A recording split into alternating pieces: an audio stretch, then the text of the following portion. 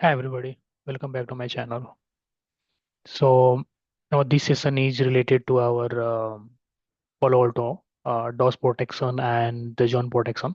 So in this session, I will try to cover theory part, and in the upcoming session, we'll try to do some attack, and then we can realize like how DoS and DDoS. We can select DoS protection and John protection play vital role in Palo Alto firewall to avoid some attacks and to avoid our devices to be compromised.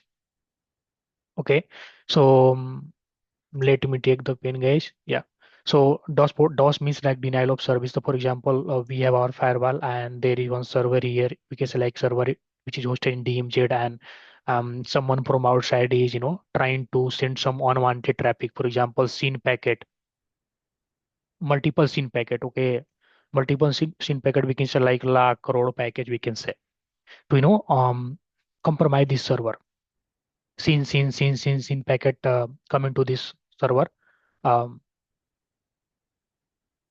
so that they can compromise that server. To avoid such types of things, we use DoS protection, denial of service. So what is the difference between DoS and DDoS, guys? So DoS is this. This is the example of DoS which I explained. So in case of DoS, someone from the outside, from the single source, guys, source IP, single source IP, they are trying to hit our DMZ server. We can say like to get this compromise. But in case of DDoS, guys, DDoS, distributed denial of service. Let me first erase this. So I hope you understand about the DOS, and let me explain the DDoS, guys. So DDoS means, for example, this is our firewall, and this is our DM. This is the server which is hosted on our DMZ. Just understand like that, okay? And the people from outside, like trying from multiple source, from this source, this source, this source, this source, to the single server to get this compromise. So that is called DDoS, distributed denial of service. Okay. So I hope you understand the difference between DOS and DDoS. Okay. So, pan-host DOS protection feature protect your firewall from all types of loading attacks, like scene flooding, ICMP, UDP, all types of flood we can avoid with with the help of DOS protection, guys. Okay. Zone protection. So zone protection is like it indicate like it only protect our zone. So for example, let understand here, guys. For example, this is our we can consider like a depth server which is hosted on our DMZ, and someone from outside trying to hit that server. So this server is the part of inside zone, and people coming from outside. So that is the part of outside zone. So we can use zone protection on outside zone, guys, to avoid uh, such types of attacks.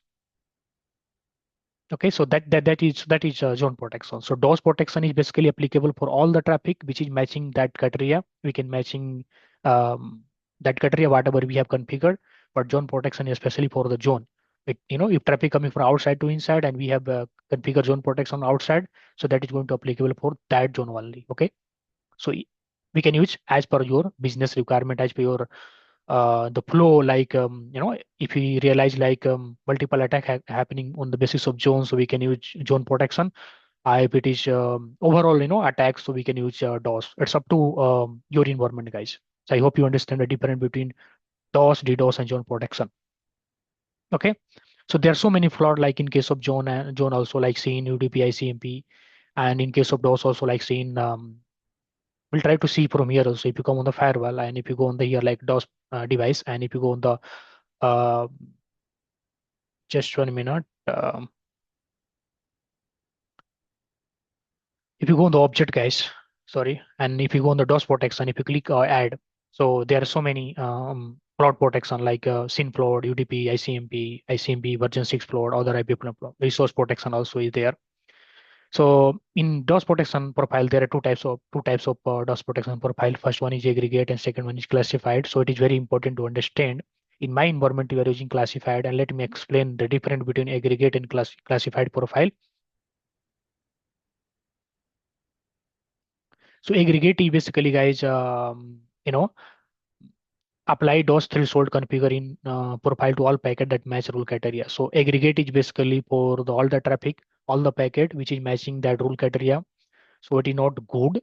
I said because in my organization we are using classified for that a specific source, so that if you configure like DoS protection for classified, um, in classified if you're using a specific source, and if you go on the monitor, if you go on the thread, so we can analyze here like the source from that source, the source like the people who is trying to hit some unwanted traffic to our DMZ server.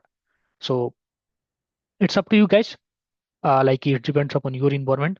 So aggregate is it is going to applicable for all the traffic, all the packet that match the rule criteria. Aggregate profile allows creation of a max session rate for all packets matching policy. Okay, and same thing we can use for avoid sin plot and ICMP and ODP in case of aggregate. In case of classified, although but classified is a specific for the source or destinations. So apply DOS threshold configuring profile to all packets satisfying classification criteria. So classified example is such as the source IP, destination IP, or source or destination both. But in my environment, we are using just for source IP. Classified profile allow the creation of threshold that apply to a single source IP. Okay. So if we come here and if you go on the object guys and DOS protection, if you write or add here, and if you classified, if you use classified and if you give name here and we can use classified, and in scene we can you can use scene plot. So this is the by default recommended things connections, but in your company we can set up to your things like how many attacks coming every day to your devices which is hosted in your inside of the company like DMZ or internal. It depends upon your infra. Okay, so let me explain little bit about alarm rate connection per second, activate rate connection per second, max rate connection per second. What does it mean, guys? It's very important to understand. Let me take the pen, guys. Just 1 minute.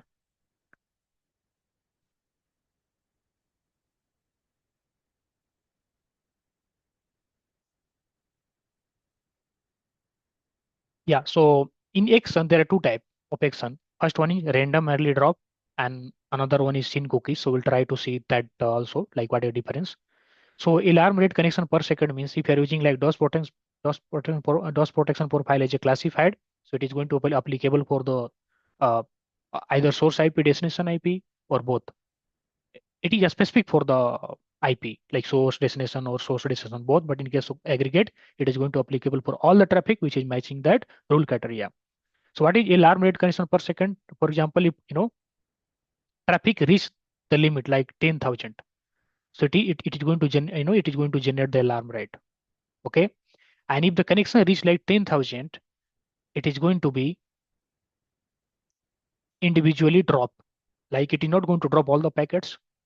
For example, someone is trying to send scene, and connections per second is 10,000. So it is going to be create alarm. And once it is read these connections also like activated connections, it is going to be individually drop the packet. It is not going to drop all the packets. Okay, and if the packet reach 40,000 guys, it is going to be drop all the scene packets. We can like all the incoming scene packets. So this is the meaning of actual like alarm rate, activate rate connection per second, and max rate connection per second. Okay, I hope you understand the actual meaning of alarm rate, because many people confuse about these things, because if you are going to set up same things in your company, we should be specific about the actual meaning of alarm rate connection per second, activate rate connection per second, and max rate connection per second. Okay.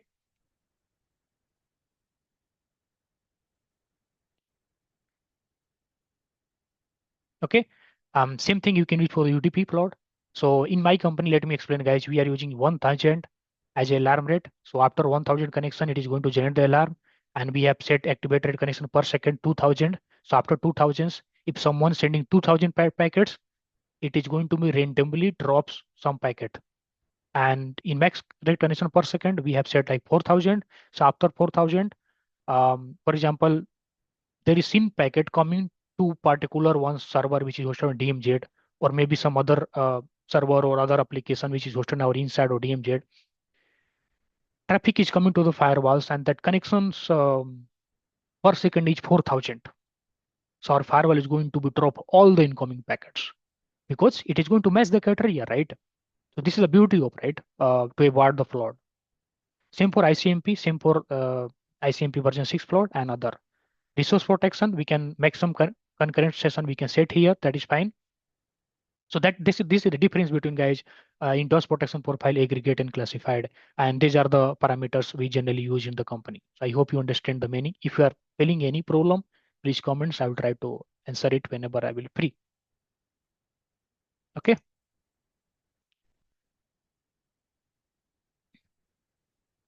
So I mentioned like yeah,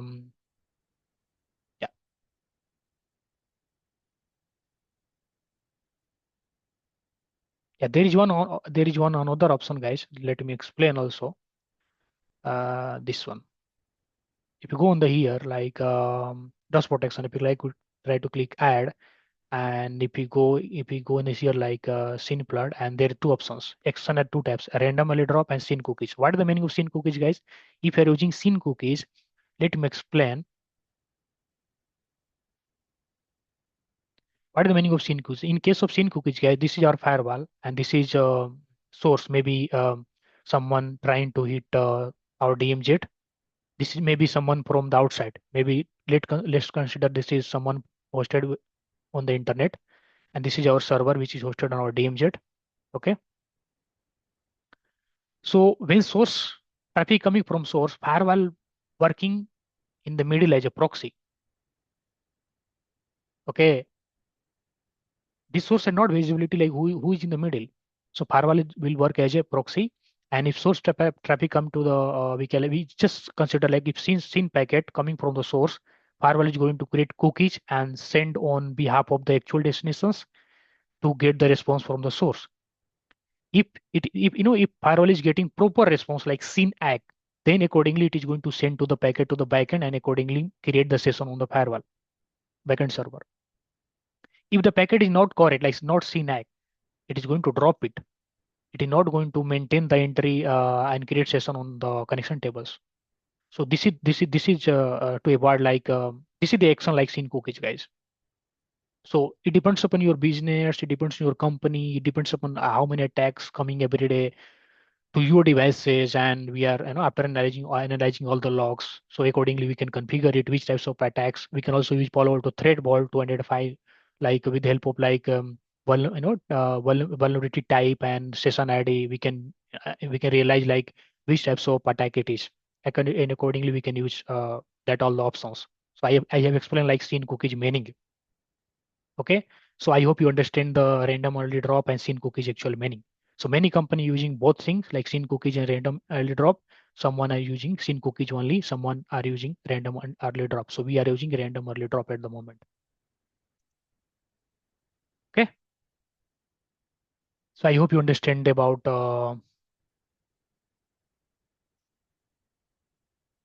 the actual meaning of DoS protection profile and both type like aggregate and classified. So in type of aggregate classified, configuration is same. Only different is going to applicable for all the traffic. It is going to be a specific. Okay. And how we can do configure zone protection, like if you go on the network and we need to go on the zone protection, and if we click add here, and the same thing, I like scene plot, ICMP, other same things. And it is applicable for zone, and DOS is applicable for almost all the traffic, whatever we for whatever zone we have configured. Okay. Reconnaissance protection means like it is going to avoid your attack related to port scan. For example, what attacker generally try to scan something in your organization. They try to understand like any port is open in your environment, accordingly they will try to attack on that port. So for avoid such types of things, to avoid such types of attack, we can use like reconnaissance protection. To they can't do any port scans. So we can in action we can do block here. Okay, we can block here like for TC port scan, host trip, and UDP port scans. That is the meaning of reconnaissance protection, guys.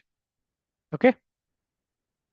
And then whatever zone protection we configure, we need to come on the here like network and go on the interface. And for example, Ethernet. And if you want to if you want to use your in your zone protection outside, here we can call your zone protection profile, whatever you created. Okay.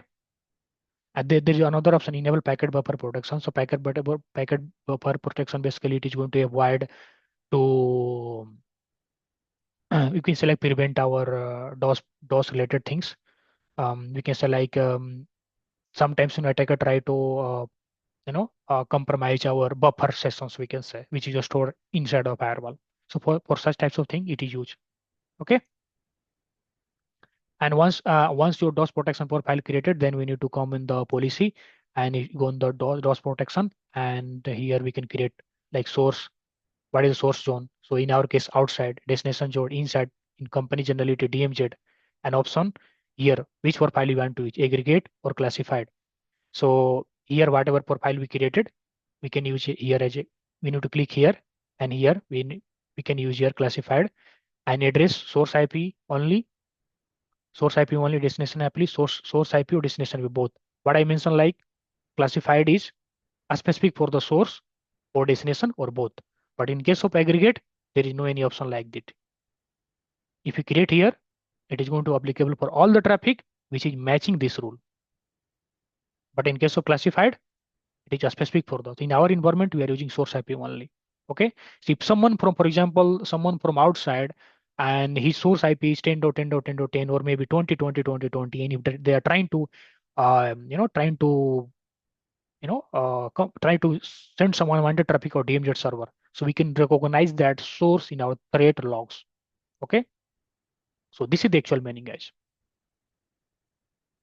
So I hope you understand about the DOS, DDoS, zone protections, and actual difference between DOS, DDoS, and zone protection. Upcoming sessions, I'm going to try to set up the lab, and we'll try to do some attacks with the help of Kali Linux. And we can see like how it is play vital role to avoid such types of attacks. Okay. So if you like my session, my efforts, please share, like, subscribe as much as possible. Thank you very much, everybody. Thank you very much for your time.